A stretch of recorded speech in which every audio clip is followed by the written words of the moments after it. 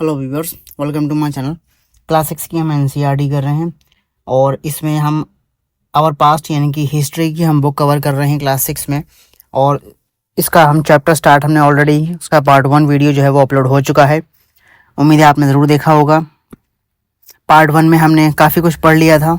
Iron tools and agriculture के बारे में हमने देख लिया था। इरिगेशन किस तरीके से होती थी, कैसे वो इरिगेशन करते थे, क्या क्या वो अरेंजमेंट करते थे इरिगेशन करने के लिए, इसके बारे में हमने जान लिया था। एक एक्सरसाइज थी, उसको हमने करा था। हमने ये जाना था गांव में कौन कौन रहा करते थे। 3 तरह के लोगों का हमने यहाँ पर पढ़ा था कि 3 तरह के लोग थे। हमने उसके साथ ग्राम भोजका के बारे में समझा था, कौन थे ग्राम भोजका, कौन थे दासा कर्मकारा, कौन लोग थे। हमने जो था वो तमिल की कंपोजिशन थी उसके बारे में हमने देखा था, जिसका नाम था संगम लिटरेचर के बारे में हमने देखा था। कॉइन्स के बारे में हमने देखा था, जिनका यूज़ हमें देखने को मिलता है कि 500 साल तक इस्तेमाल हुए थे। पंचमार्क्ड कॉइन्स के बारे में हमने थोड़ा सा और पढ़ा भी था, वही पंचमार्क्ड कॉइन्स कहे जाते हैं। अदर मीन्स ऑफ एक्सचेंज कौन कौन से थे, इसके बारे में हमने पढ़ा था कि पैडी के एक्सचेंज होती थी सॉल्ट के साथ, इसके बारे में हमने पढ़ा था। हम अपना चैप्टर जो है वो कंटिन्यू करेंगे सिटीज़ विद मैनी फंक्शंस के साथ, यानी कि जो शहर थे उनमें बहुत से फंक्शंस हुआ करते थे, इनके बारे में अब हम पढ़ेंगे। तो चलिए स्टार्ट करते हैं। ज़्यादातर जो थे वो सिंगल टाउन्स जो थे वो इम्पॉर्टेंट थे वेरियस रीजंस की वजह से। जो सिंगल टाउन होते थे, छोटे छोटे कस्बे हुआ करते थे, वो इम्पॉर्टेंट थे, अपने उनके खुद के कुछ रीजंस थे।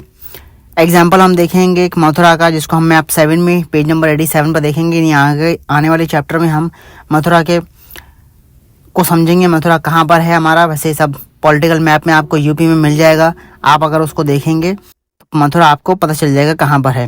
मथुरा एक इम्पॉर्टेंट सेटलमेंट रहा है 2,500 साल तक से ज़्यादा तक। इम्पॉर्टेंट है क्योंकि लोकेटेड है क्रॉस रोड और two major routes of travel and trade के 2 मेजर रूट के ही तरफ जो है वो ये लोकेटेड है Mathura. From north west to north east से अगर हम जाते हैं, यानी सारा ट्रेडिंग हमारी वैसे ही होती है, क्योंकि हमारा उधर का नॉर्थ वेस्ट का एरिया जो है वो हमारा लैंड एरिया है। ठीक है, तो नॉर्थ वेस्ट से ईस्ट की तरफ अगर कोई ट्रेडिंग होनी है या ट्रैवल होना है तो वो एक इम्पॉर्टेंट रूट पड़ता है। वैसे ही अगर नॉर्थ से साउथ की तरफ अगर आप ट्रैवल करेंगे या किसी तरह का कोई ट्रेड करेंगे, तब आपका वो एक एरिया मतलब एक मथुरा रीजन जो है वो आपका एक खास इंपॉर्टेंट लोकेशन बन जाती है। उस टाइम पे जो थे वहाँ पे फोर्टिफिकेशंस थे, सिटी के चारों तरफ जो थी वो 4 दीवारी थी। सेवरल श्रेन्स आपको देखने को मिलेंगे। फार्मर्स और जो हर्डर्स थे वो इन्हीं एडजॉइनिंग एरियाज़ के आसपास रहा करते थे और फूड प्रोवाइड करते थे for the peoples of the city के लोगों के लिए जो है वो खाना प्रदान करा करते थे। मथुरा जो था वो एक सेंटर था फाइन स्कल्पचर्स का, बहुत ही उम्दा कलाकारी के साथ स्कल्पचर्स वहाँ पे बनाए जाते थे मथुरा में। अराउंड 2000 साल पहले मथुरा जो था वो सेकंड कैपिटल बन गया था कोशानाज की। कोशानाज की जो एक डायनेस्टी रही है, उसने अपनी सेकंड कैपिटल बनाया था मथुरा को, जिसके बारे में हम पढ़ेंगे। Mathura was also the religious centre. Mathura जो था वो रिलीजियस सेंटर था, काफ़ी धार्मिक केंद्र रहा है, क्योंकि वहाँ पर बुद्धिस्ट मोनेस्ट्रीज आपको देखने को मिलेंगी, जैन श्रेन्स आपको देखने को मिलेंगे, और इम्पोर्टेंट सेंटर रहा है वर्शिप ऑफ द कृष्णा। जो कृष्णा है, जो हिंदू रिलीजन में जो गॉड माने जाते हैं कृष्णा, उनकी वर्शिप के लिए जो है वो एक इम्पोर्टेंट सेंटर रहा है मथुरा। सेवरल इंस्क्रिप्शंस हमें दिख जाएंगे कहाँ पर, हमें पत्थरों के स्लैब्स पर, स्टैचूज पर कुछ इंस्क्रिप्शंस दिखेंगे, जिसको हम मथुरा में देख सकते हैं। ये शॉर्ट इंस्क्रिप्शंस जो हैं वो recorded, these are short inscriptions recording gift made by man. यानी कि इन शॉर्ट इंस्क्रिप्शंस में जो है वो बताया गया है कि जो गिफ्ट, जो कि ख़ास तौर पे जो पोस्ट थे वो बनाया करते थे और कभी कभार वुमेन से बनाती थी, जो gift made by man to monasteries and shrines के लिए जो है वो मोनेस्ट्रीज और श्राइन्स के लिए जो है वो गिफ्ट बनाए जाते थे। और ये मोनेस्ट्रीज और श्राइन्स जो थी वो राजा और रानियाँ, ऑफिसर्स या मर्चेंट या कोई क्राफ्ट पर्सन जो उस शहर में रहते थे वो इन्हें बनाया करते थे। एग्जाम्पल के तौर पर इंस्क्रिप्शन फ्रॉम मथुरा से जो इंस्क्रिप्शन मिले हैं वो मेंशन करते हैं सुनारों के बारे में, लोहारों के बारे में, जो वीवर्स हैं बुनकर के बारे में, जो बास्केट मेकर्स हैं उनके बारे में, और जो गार्लैंड मेकर और परफ्यूमर्स हैं उनके बारे में सारी जानकारियाँ हमें मथुरा के इंस्क्रिप्शंस के द्वारा मिलती हैं। लिस्ट ऑफ ऑक्यूपेशन के बारे में बताना है, जो मथुरा में रहने वाले लोग थे उनका क्या लिस्ट ऑफ ऑक्यूपेशन था, वो किस किस तरह के काम करा करते थे और कौन सी ऑक्यूपेशन थी जो हड़प्पन सिटीज़ में आपको देखने को नहीं मिलेगी। क्राफ्ट्स एंड क्राफ्ट पर्सन के बारे में देख लेते हैं भैया।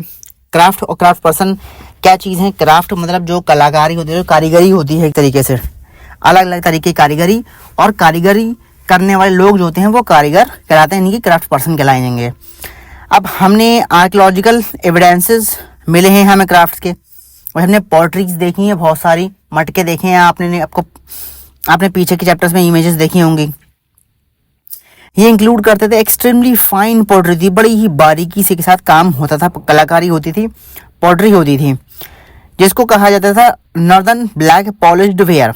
और इसका जो नाम पड़ा है वो इसके नॉर्दर्न पार्ट के होने की वजह से पड़ा, क्योंकि ये नॉर्दर्न में पार्ट में ज़्यादा फेमस थी। आप जितना भी देखोगे, जो भी हमें आर्कियोलॉजिकल एविडेंसेस ऊपर की तरफ मिले हैं, जो हड़प्पन और जो इंडस की सिविलाइजेशन के आसपास के हमें जो इलाके मिले हुए हैं, वहाँ पर हमें पॉटरीज मिली हैं, वहाँ पे हमें जो है वो पॉट्स मिले हुए हैं जिन पर एक अलग तरीके से कारीगरी की डिजाइनिंग बनाई गई थी। तो वो बेसिकली नॉर्दर्न रीजन से हमें मिले हैं, तो वो नॉर्दर्न ब्लैक पॉलिश्ड वेयर जो हैं वो कहे जाते हैं। याद रखें हम ये सब बातें कि archaeological evidences for many craft में नॉट हैव सर्वाइव्ड। ऐसे हमें एविडेंसेस, ऐसे भी हमें चीज़ें मिली हैं जो सर्वाइव नहीं कर पाई हैं। बहुत सी ऐसी क्राफ्ट हैं जो सर्वाइव नहीं कर पाई हैं, ठीक है। वो एक टाइम ड्यूरेशन के बाद जो है वो चीज़ें जो थी वो ख़राब सी हो गई, जिनका अब पता नहीं चल पाता कि वो क्या चीज़ हैं, कैसे वो एग्जिस्ट करती थी, ठीक है। तो बहुत सी चीज़ें ऐसी हैं जो सर्वाइव नहीं कर पाई। We know from text that the manufacture of clothes was important.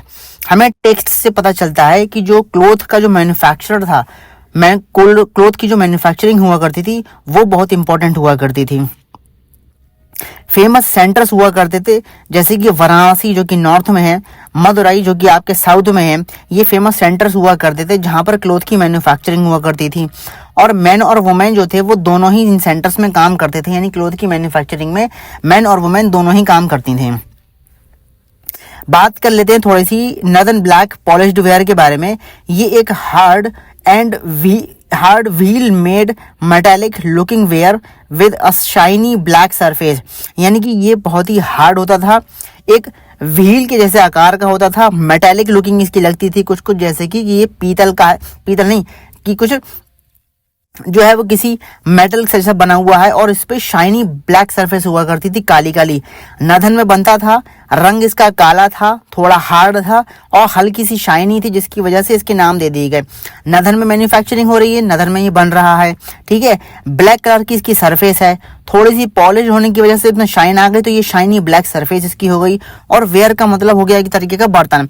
तो बेसिकली वो बर्तन जो है, अगर मैं इमेज सही बना पा रहा हूँ तो वो कुछ इस तरीके का बर्तन हुआ करता था शायद। वो आप पीछे की जब चैप्टर्स में देखोगे तो आपको ये ऐसी कुछ एक बर्तन आपका मिलेगा देखने को, जो अंदर से कुछ ब्लैक सा था, या शायद बाहर से कुछ उसकी ब्लैक सरफेस, शाइनी सी ब्लैक सरफेस थी उसकी। Potter used to expose the earthenware to very high temperature in his kiln, which resulted in the blackening of its outer surface.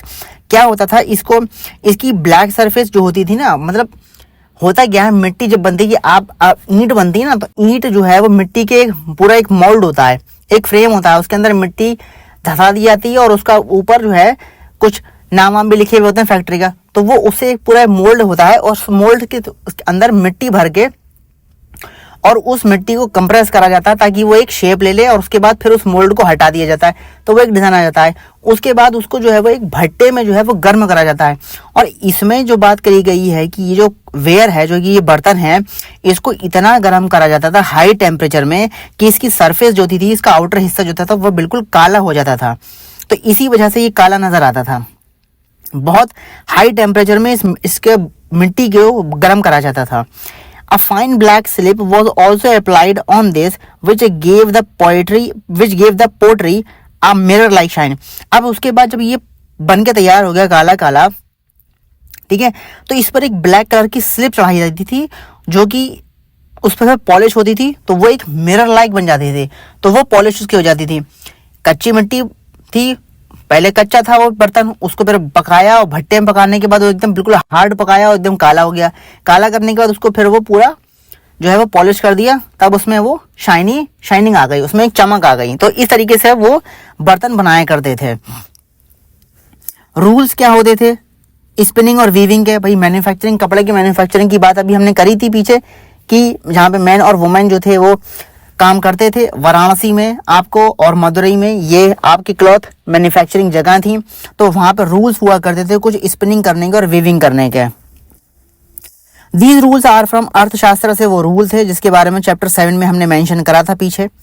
They describe how spinning and weaving could be done in workshop under the supervision of the special official. अब जो था वो सारा काम था, वो जो था उसमें कुछ रूल्स थे काम करने के, वर्कशॉप में काम करने के रूल्स थे। स्पिनिंग और वीविंग को डिस्क्राइब करा गया है कि वर्कशॉप में किस तरीके से एक स्पेशल ऑफिशियल्स के सुपरविजन में जो था वो सारा काम होता था। विडोज थी, यंग वुमेन थी और डिफरेंटली एबल्ड भी थी, नन्स भी थे। नन्स मतलब वो कहती हैं बेसिकली जो लेडी होती हैं जो ब्रह्मचर्य का पालन करती हैं, ठीक है।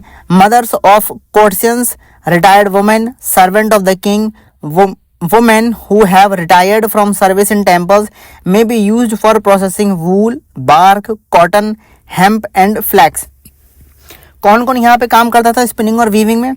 जो विधवाएं औरतें थीं, यंग वुमेन थीं जो डिफरेंटली एबल्ड थीं खास तौर पे, नन्स थीं, मदर्स ऑफ कोर्टिशियंस की जो कोर्टिशंस होते थे यानी कि एक तरीके दरबारी टाइप के जो लोग, उनकी माएँ थीं, रिटायर्ड वुमेन थी जो किंग की सर्वेंट हुआ करती थी कभी। उसके बाद और इसमें जो रिटायर्ड सर्विस वुमेन्स हुआ करती थी जो टेंपल पे अपनी सर्विस दिया करती थी, वहाँ से वो रिटायर हो गई थी, वो ही काम करा करती थी प्रोसेसिंग में। वूल की प्रोसेसिंग होना, बार्क और कॉटन, हेम्प एंड फ्लैक्स, इन सब के प्रोसेसिंग में इन वुमेन्स का खास तौर पे हाथ, यानी आप देखें ना सारी वुमेन्स ये काम करती थी क्लोथ की मैन्युफैक्चरिंग का। They should be paid according to the quality and quantity of the work. जितना क्वालिटी, जितना बारीकी के साथ और जितनी क्वांटिटी के साथ वो काम करती हैं उसी हिसाब से उनको वेजेस दिए जाते हैं, उनका पेमेंट होता है। वुमेन्स जो परमिटेड नहीं थी, who are not permitted to leave their homes, can send maid servant to bring the raw material from the superintendent and take the finished work back to him.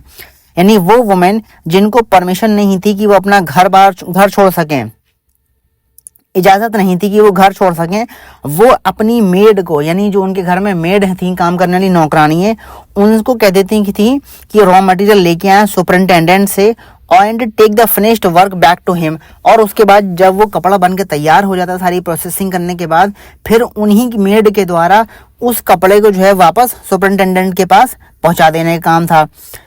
Women जो visit करती थी workshop को should go at dawn, वो सुबह सुबह निकल जाती थी एकदम तड़के, to give their work and receive their wages, यानी सुबह सुबह टाइम पे अपना वो निकल जाती थी डॉन के टाइम पर। There should be enough light to examine the work, और एग्जामिन करने के लिए, काम को एग्जामिन करने के लिए जो स्पेशल ऑफिशियल्स हुआ करते थे उनके लिए अच्छी खासी रोशनी हुआ करती थी कि वो काम को देख सकें, भाई कपड़े की क्वालिटी को वो आसानी से जो है वो जज कर सकें। In case the superintendent looks at the women और talk about anything other than the work, he should be punished. बहुत ही स्ट्रिक्ट रूल बता रहे हैं कि सुपरिटेंडेंट ने अगर किसी वुमेन को देख लिया या उसे पता चल गया कि वुमेन जो है वो काम के अलावा कोई और बात कर रही हैं, तो समझ लो उनकी खैरियत नहीं, उनको सजा मिलेगी। ये सुपरिटेंडेंट का एक बात थी, सुपरिटेंडेंट की ये एक रूल्स थे।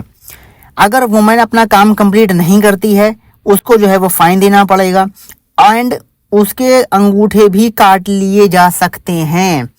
तो रूल्स आप देख रहे हैं, रूल्स में पहला रूल तो यहाँ पर ये बता रहे हैं कि वुमेन सारा सुपरविजन होगा एक स्पेशल ऑफिशियल के अंडर में, ठीक है। सारी जो काम करने वाले कौन लोग हैं, काम करने वाले बेसिकली जो हैं वो सारी की सारी जो हैं वो लेडीज हैं, वुमेन्स हैं। उनका पेमेंट किस हिसाब से होगा, उनकी क्वालिटी उनकी क्वांटिटी के हिसाब से उनका पेमेंट होगा। वुमेन्स जो काम पर जो मतलब घर नहीं छोड़ सकती, वो नौकरानी को भेजेंगी कि वो रॉ मटेरियल लेके आए सुपरिटेंडेंट के पास से, और जब कपड़ा बन के तैयार हो जाएगा तो वो सुपरिटेंडेंट को कपड़ा वो पहुंचाएंगी। वुमेन्स जो थी, जो विजिट करती थी वर्कशॉप में, वो सुबह सुबह तड़के सुबह में जो थी वो चली जाती थी और अपना वेजेस रिसीव कर लेती थी। कोई भी अगर सुपरिटेंडेंट अगर किसी को पाली वुमेन्स को काम के अलावा बात करते हुए तो उसको सजा मिलेगी। काम कंप्लीट नहीं होता है तो उसको फाइन देना पड़ेगा और इवन उसके अंगूठे काट लिए जाएंगे। तो ये रूल्स आपको पता चलना है स्पिनिंग के और वीविंग के। उसके बाद सवाल है और इस सवाल का जवाब आपको देना है। Many craft persons and merchant now formed associations known as श्रेणीज। कई सारे जो क्राफ्ट पर्सन थे, कारीगर थे और जो मर्चेंट थे, उन्होंने जो था वो अपने एक एसोसिएशन बना लिया जिसका नाम था श्रेणीज, जिनका नाम था श्रेणीज। हाँ, श्रेणीज जिनका नाम था, ठीक है। दीज श्रेणीज, ये श्रेणीज ऑफ क्राफ्ट पर्सन का जो पूरा एक एसोसिएशन था वो ट्रेनिंग प्रोवाइड करता था, रॉ मटेरियल को प्रोक्योर करता था और डिस्ट्रीब्यूट करता था फिनिश्ड प्रोडक्ट को। यही श्रेणीज मर्चेंट के ऑर्गेनाइज करते थे ट्रेड को। श्रेणीज जो थे वो बैंक की तरह भी काम करते थे, जहां पर रिच मैन और वुमेन जो थी वो डिपॉजिट करती थी अपने पैसे को। वो इन्वेस्ट होते थे, पैसा इन्वेस्ट होता था और उसका कुछ पार्ट ऑफ इंटरेस्ट जो था वो उनको रिटर्न होता था और use to support religious institution such as monasteries. और जो इंटरेस्ट होता था उसका इस्तेमाल होता था रिलीजियस इंस्टीट्यूशंस में को सपोर्ट करने के लिए, जो भी मोनेस्ट्रीज होंगी उनमें वो पैसा जो है वो एक तरीके से इस्तेमाल हुआ करता था, जो इंटरेस्ट उन्हें मिला करता था। तो क्राफ्ट पर्सन के द्वारा बनाई हुई श्रेणीज कहेंगे हम। श्रेणीज का जो काम था वो आप देख चुके कि भाई ट्रेनिंग मिलेगी इनको, रॉ मटेरियल प्रोवाइड करा जाएगा, फिनिश्ड जो है फिनिश्ड प्रोडक्ट जो होंगे उनको डिस्ट्रीब्यूट करा जाएगा। जो श्रेणीज होंगी वो मर्चेंट की तरह से वो काम करेंगी और ट्रेड को ऑर्गेनाइज करेंगी। वो बैंक की तरह से भी सर्व करेंगी, जहां पर रिच मैन और वुमेन जो है वो अपना पैसा डिपॉजिट करेंगे और डिपॉजिट के बाद जो उनको इंटरेस्ट मिलेगा उस इंटरेस्ट को इस्तेमाल करा जाएगा रिलीजियस इंस्टीट्यूशंस को सपोर्ट करने के लिए, जैसे कि मोनेस्ट्रीज हो गई। अब अरिकामेडू पर हम एक क्लोजर लुक देख लेते हैं। भाई अरिकामेडू क्या कह रहे हैं, अरिकामेडू क्या चीज है इसके बारे में देख लेते हैं। भाई अरिकामेडू आपको पुदुचेरी में मिलेगा और इसको आप मैप 7 पेज नंबर 87 में आपको देखने को ये मिलेगा। वहां पर आप इसे मैप में फाइंड आउट करिए। 2200 से लेके 1900 के बीच में Arikamedu was a coastal settlement था, जहां पर शिप्स जो थे वो अनलोडेड करते थे गुड्स को फ्रॉम डिस्टेंट लैंड, यानी दूर दराज की जमीनों से, दूर दराज के इलाकों से गुड्स को जो लाया जाता था उनको अनलोड करा जाता था इस कोस्टल सेटलमेंट पर, जिसका नाम था अरिकामेडू।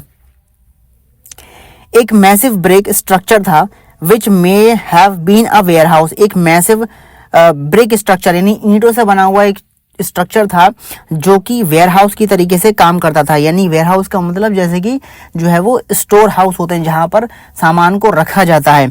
वॉज फाउंड, वो मिला था इस जगह पर।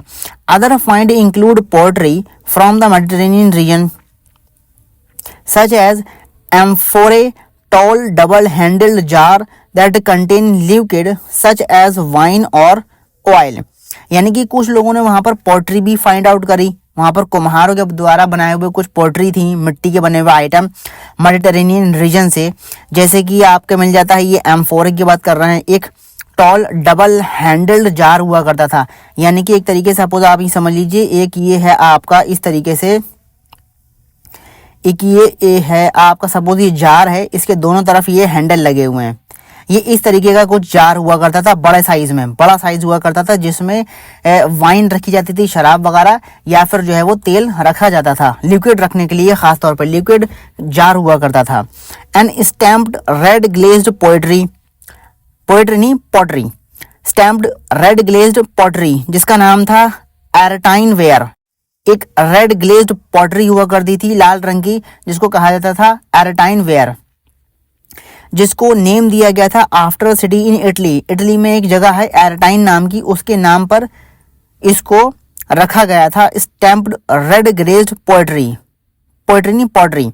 This was made by pressing wait clay into a stamped mould, यानी कि स्टैम्प्ड माउल्ड से बनाया हुआ एक स्टैम्प्ड रेड ग्लेज्ड पोएट्री था। अच्छा, तो ये कह रहे हैं इसको बनाते थे, जो गीली मिट्टी हुआ करती थी उसको स्टैम्प जो होती है ना, जो स्टैम्प होती है, उस स्टैम्प के नीचे इस गिरी मिट्टी को दबा दिया जाता था और दबाने के बाद एक इंप्रेशन उस पर निकल कर आता था। उस तरीके से उसको बनाया जाता था। There was yet another kind of pottery which was made locally though Roman design was use. एक दूसरे तरीके की भी पॉटरी थी जो लोकली वहां बनती थी, लेकिन उसका डिजाइन जो था वो रोमन्स जो डिजाइन इस्तेमाल करते थे वही डिजाइन इसमें इस्तेमाल करा गया था। रोमन लैंप भी आपको देखने को मिलेंगे, ग्लासवेयर देखने को मिलेंगे, जेम्स भी आपको यहाँ पर इस साइड पर देखने को मिलेंगे। कहाँ पर? अरिकामेडू की साइड पर। Small tank have been found that were probably dyeing vats. छोटे छोटे टैंक आपको देखने को मिलेंगे जो बेसिकली डाइंग वेट्स यानी रंगाई के लिए छोटे छोटे एक बने हुए होंगे, छोटे छोटे जो हैं वो टैंक बने हुए होंगे और उनके अंदर जो है वो बेसिकली कपड़ों को डाई करने के लिए लिक्विड भरा हुआ होता होगा और उसमें कपड़े को डाल के उसको डाई करते होंगे, यूज टू डाई क्लोथ को डाई करने के लिए। There is plenty of evidence for making of bead from semi precious stones and glasses. ऐसे बहुत से एविडेंसेस मिले हैं जहां पर मोतियों के बनने का हमें सिस्टम देखने को मिलता है, जिसमें जो सेमी प्रीशियस पत्थर हैं और ग्लास हैं उनका इस्तेमाल करा जाता था बीड्स बनाने में, यानी मोती बनाने में सेमी प्रीशियस स्टोन्स और ग्लास का इस्तेमाल करा जाता था। एविडेंसेस को आपको फाइंड आउट करना, इंडिकेट करना है दैट वाज कनेक्ट विद रोम के साथ जो कनेक्ट थे। ऐसे कौन से एविडेंसेस मिलते हैं रोम के साथ कनेक्ट हुए, इसके बारे में आपको फाइंड आउट करना है। अब हम एक अकाउंट देख लेते हैं। Greek sailor the story of Barygaza, the Greek name of Bharuch. Bharuch का ग्रीक नेम क्या था? ब्रेगाजा। और इसकी स्टोरी बताता है कौन? एक Greek sailor. A gulf is very narrow at Barygaza and very hard to navigate for those coming from the sea. यानी कि भरूच के हम नाम लेंगे भरूच। गल्फ जो है वो बहुत ही नैरो था, काफ़ी एक संकरा था। भरूच का जो गल्फ था वो किनारा जो था वो काफ़ी हद तक जो था वो काफ़ी संकरा था और बहुत ही हार्ड होता था नेविगेट करना for those coming from the sea. जो समुद्र के रास्ते से आ रहे हैं वो आसानी से इसे लोकेट नहीं कर सकते थे। नेविगेशन अच्छा आसानी से नहीं हो सकता था ब्रेगाजा में, क्योंकि बहुत ही संकरा था, बहुत ही पतला रास्ता था वो। शिप को जो है वो had to steered in by skilful, बड़े ही मतलब कुशलता के साथ जो है वो शिप को स्टीयर करना पड़ता था, उसको डायरेक्शन देनी पड़ती थी। And experienced local fisherman who were employed by the king. और इन एंड शिप्स को जो है वो स्टीयर करना पड़ता था in by skilful and experienced local fisherman, यानी कि किंग के द्वारा एम्प्लॉयड में लगाए हुए जो लोकल फिशरमैन थे वो काफ़ी एक्सपीरियंस फिशरमैन थे, काफ़ी स्किलफुल थे। उनके द्वारा शिप्स को जो है वो स्टीयर करा जाता था, यानी कि वो एक तरीके से शिप के कैप्टन हुआ करते थे और वो प्रॉपर तरीके से जो थे वो आसानी मतलब प्रॉपर तरीके से शिप को जो है वो उस नैरो गल्फ में एंटर कराते थे। इंपोर्ट जो होती थी ब्रेगाजा में जो चीज़ें आती थी वो होती थी वाइन यानी कि शराब, copper, tin, lead, corals, topaz, cloth, gold and silver coin. ये बता रहे हैं कि भरूच में इन सामानों की अनलोडिंग हुआ करती थी ब्रेगाजा में, यानी कि भरूच में। और यहाँ से सामान जाने वाले कौन कौन से थे? Town export from the town include plants from Himalaya से जो प्लांट मिल रहे हैं, यानी जड़ी बूटी जो मिल रही है वहाँ से। आइवरी यानी मतलब जो टस्क होते हैं, हाथी के जो टस्क होते हैं उनकी बात कर रहे हैं।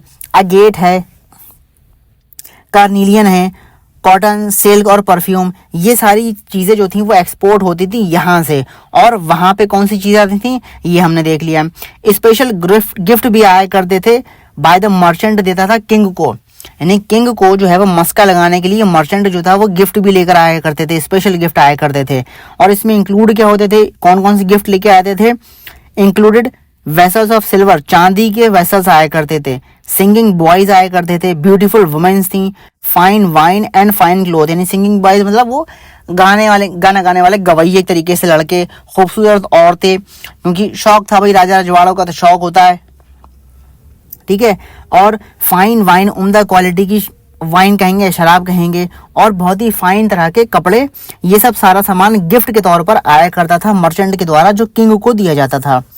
अब फिर से एक सवाल आता है इस बॉक्स के ही थ्रू कि लिस्ट बनाए सारी थिंग्स की जो इंपोर्ट होती थी, एक्सपोर्ट होती थी फ्रॉम ब्रेगाजा से, जो हमने अभी ऊपर पढ़ ली। अंडरलाइन करें कम से कम 2 चीज़ें जो यूज में नहीं थी ड्यूरिंग हड़प्पन टाइम्स में। कंपैरिजन हो रहा है, जैसे जैसे टेक्नोलॉजिकल एडवांस, जैसे जैसे एडवांसमेंट हो रहा है, डेवलपमेंट हो रहा है, तो कंपैरिजन कर रहे हैं 2,500 का 3,000 का कंपेयर 2,500 3,000 साल पहले का कंपैरिजन हो रहा है किससे? जो 4,000 साल पहले, जो 3700 साल पहले जो चीजें थी उनसे कंपैरिजन, बल्कि 8,000 साल पहले से भी कंपैरिजन हो रहा है इसमें। क्या लगता है आपको, मर्चेंट क्यों गिफ्ट लाते होंगे किंग्स के लिए? ये एक नॉर्मल सवाल है भाई। हर कोई काम, कोई भी जो चीज किसी को देता है, तो पुराने टाइम पे तो नहीं, पुराने टाइम के हिसाब से देखा जाए तो कोई भी चीज कुछ भी हैपन होती है, गिफ्ट विफ्ट लेकर आते हैं तो वो किसी ना किसी मकसद के प्रति ही होते हैं। कोई ना कोई एक हिडन एजेंडा जरूर होता है और उसको फुलफिल करने के लिए राजाओं को जो है वो खुश करा जाता है भाई, गिफ्ट देके एंड सारी चीजें उनको खुश करके किसी ना किसी तरीके से मस्का लगाने के लिए। ठीक है, आगे की कहानी हम पढ़ेंगे अगले वीडियो में, यानी कि ट्रेड और ट्रेडर्स के बारे में जो है वो हम अगले वीडियो में पढ़ेंगे, पार्ट 3 में पढ़ेंगे। इस वीडियो को हम यहीं रोकते हैं। उम्मीद करता हूँ आपको वीडियो इन्फॉर्मेटिव लगा होगा, वीडियो काफ़ी इंटरेस्टिंग लगा होगा। तो वीडियो अगर आप लोग शेयर करेंगे, लाइक करेंगे तो बड़ी मेहरबानी होगी। और अगर आपने चैनल को सब्सक्राइब नहीं किया है तो चैनल को सब्सक्राइब ज़रूर कीजिएगा। मिलते हैं पार्ट 3 में। Thank you and have a nice day.